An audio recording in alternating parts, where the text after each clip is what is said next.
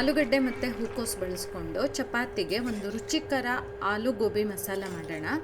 ಸುಲಭವಾಗಿ ಮಾಡ್ಬೋದು, ತುಂಬ ರುಚಿಯಾಗಿರುತ್ತೆ. ಮಕ್ಕಳಂತೂ ಈ ಥರದ್ದನ್ನೆಲ್ಲ ತುಂಬ ಇಷ್ಟಪಟ್ಟು ತಿಂತಾರೆ. ನಮಸ್ತೆ, ವೆಜ್ ರೆಸಿಪೀಸ್ ಆಫ್ ಕರ್ನಾಟಕಕ್ಕೆ ನಿಮಗೆಲ್ರಿಗೂ ಮತ್ತೊಮ್ಮೆ ಸ್ವಾಗತ. ಮೊದಲಿಗೆ ಒಂದು ಮಧ್ಯಮ ಗಾತ್ರದ ಹೂಕೋಸನ್ನು ಈ ರೀತಿ ಬಿಡಿಸ್ಕೊಂಡು ಚೆನ್ನಾಗಿ ತೊಳೆದು ಆಮೇಲೆ ಅದಕ್ಕೆ ಸ್ವಲ್ಪ ಉಪ್ಪು, ಮುಚ್ಚುವಷ್ಟು ನೀರು ಹಾಕಿ 1 ನಿಮಿಷ ಈ ರೀತಿ ಕುದಿಸಿ ನೀರನ್ನು ಬಸಿದು ಇಟ್ಕೊಳ್ತಾ ಇದ್ದೀನಿ.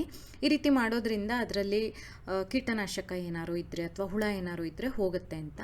ಆಮೇಲೆ 1 ಈರುಳ್ಳಿ, 2 ಟೊಮ್ಯಾಟೊ, ಸ್ವಲ್ಪ ಶುಂಠಿ, ಸ್ವಲ್ಪ ಬೆಳ್ಳುಳ್ಳಿನ ಈ ರೀತಿ ಮಿಕ್ಸಿಗೆ ಹಾಕಿ ತರಿಯಾಗಿ ರುಬ್ಬಿಟ್ಕೊಳ್ತಾ ಇದ್ದೀನಿ. ನಾನು 1 ನಾಟಿ ಟೊಮ್ಯಾಟೊ, 1 ಈ ಹುಳಿ ಕಡಿಮೆ ಇರೋ ಟೊಮ್ಯಾಟೊ ಇದೆಯಲ್ಲ, ಆ್ಯಪಲ್ ಟೊಮ್ಯಾಟೊ ಅಂತಾರಲ್ಲ, ಅದನ್ನು ಹಾಕ್ಕೊಂಡಿದ್ದೆ. ಅದನ್ನು ಪಕ್ಕದಲ್ಲಿಟ್ಕೊಂಡು ಇನ್ನೊಂದು ಕುಕ್ಕರ್ ಅಥವಾ ಬಾಣಲೆನಲ್ಲಿ 1 ಟೇಬಲ್ ಚಮಚ ಎಣ್ಣೆ ಬಿಸಿ ಮಾಡಿ ಅರ್ಧ ಚಮಚ ಜೀರಿಗೆ ಹಾಕಿ ಜೀರಿಗೆನೆಲ್ಲ ಸ್ವಲ್ಪ ಬಿಸಿ ಮಾಡ್ಕೊಳ್ತಾ ಇದ್ದೀನಿ. ಆಮೇಲೆ ಉರಿ ಸ್ವಲ್ಪ ಕಡಿಮೆ ಮಾಡಿ ಈಗಾಗಲೇ ರುಬ್ಬಿಟ್ಕೊಂಡಿದ್ವಲ್ಲ ಅದನ್ನು ಹಾಕಿ ಚೆನ್ನಾಗಿ ಹಸಿ ವಾಸನೆ ಹೋಗೋವರೆಗೆ ಇದನ್ನು ಈಗ ಹುರಿಬೇಕಾಗತ್ತೆ. 1-2 ನಿಮಿಷ ಈ ರೀತಿ ಮಗ್ಚುತ್ತಾ ಇದ್ದರೆ ಸಾಕು, ಬಣ್ಣ ಎಲ್ಲ ಬದಲಾಗುತ್ತೆ, ಹಸಿ ವಾಸನೆ ಎಲ್ಲ ಹೋಗುತ್ತೆ. ಆಮೇಲೆ ಅದಕ್ಕೆ 1 ಚಮಚದಷ್ಟು ಅಚ್ಚ ಖಾರದ ಪುಡಿ, ಖಾರ ಕಡಿಮೆ ಇರೋ ಅಚ್ಚ ಖಾರದ ಪುಡಿ ಹಾಕಿದ್ದೀನಿ. 1 ಚಮಚ ಧನಿಯಾ ಪುಡಿ, ಅರ್ಧ ಚಮಚಕ್ಕೂ ಸ್ವಲ್ಪ ಕಡಿಮೆ ಗರಂ ಮಸಾಲ, 1/4 ಚಮಚದಷ್ಟು ಅರಿಶಿನ. ಇದಿಷ್ಟು ಮಸಾಲೆ ಪುಡಿಗಳನ್ನು ಹಾಕಿ ಪುನಃ 1 ನಿಮಿಷದಷ್ಟು ಹೊತ್ತು ಚೆನ್ನಾಗಿ ಅದನ್ನು ಹುರ್ಕೊಳ್ತಾ ಇದ್ದೀನಿ. ಇಷ್ಟಾಗೋಷ್ಟೊತ್ತಿಗೆ ಅದೊಂದು ಸ್ವಲ್ಪ ಎಣ್ಣೆ ಬಿಡೋ ಥರನೂ ಆಗುತ್ತೆ.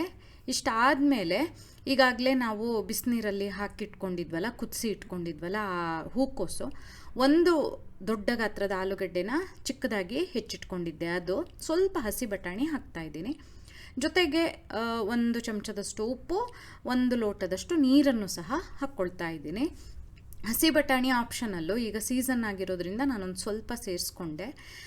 ಹೂಕೋಸು ಎಷ್ಟಿರುತ್ತಲ್ಲ ಅದರ ಅರ್ಧಂಶದಷ್ಟು ಆಲೂಗಡ್ಡೆನ ತೊಗೊಂಡ್ರೆ ಚೆನ್ನಾಗಾಗತ್ತೆ. ಹೀಗೆ ಒಂದು ಸಲ ಮಗ್ಚಿ 1 ಕುದಿ ಬಂದ ಮೇಲೆ ಹಾಗೆ ಮುಚ್ಚಳ ಮುಚ್ಚಿ 10 ನಿಮಿಷ ಬೇಯಿಸಬೇಕು, ಅಥವಾ ಕುಕ್ಕರಲ್ಲಿ ಇನ್ನೇನು 1 ವಿಸಿಲ್ ಬರ್ತಾ ಇದೆ ಅನ್ನೋಷ್ಟೊತ್ತಿಗೆ ಆಫ್ ಮಾಡಿ ಈ ರೀತಿ ಹದವಾಗಿ ಬೇಯುತ್ತೆ.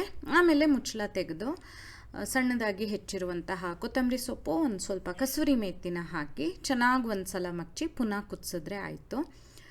ನೋಡಿಕೊಂಡು ಬೇಯಿಸಿ ಆಯಿತಾ, ಇಲ್ಲಾಂದರೆ ಇದೆಲ್ಲ ಹೂಕೋಸೆಲ್ಲ ಬಿಚ್ಕೊಂಡು ಮುದ್ದೆ ಆದಂಗೆ ಆಗೋಗ್ಬಿಡುತ್ತೆ. ನೋಡಿ, ಈ ರೀತಿ ಚೆನ್ನಾಗಿ ಕುದಿಸಿ ಸ್ಟವನ್ನು ಆಫ್ ಮಾಡಿ ಚಪಾತಿ ಜೊತೆ ಬಡಿಸಿದ್ರೆ ಆಯಿತು. ಮಾಡಿ ನೋಡಿ. ನಿಮಗೆ ವಿಡಿಯೋ ಇಷ್ಟ ಆದಲ್ಲಿ ಲೈಕ್ ಮಾಡಿ, ಶೇರ್ ಮಾಡಿ, ಕಮೆಂಟ್ ಮಾಡಿ, ಹಾಗೆ ನಮ್ಮ ಚಾನಲಿಗೆ ಸಬ್ಸ್ಕ್ರೈಬ್ ಮಾಡೋದನ್ನು ಮರಿಬೇಡಿ. ಧನ್ಯವಾದಗಳು.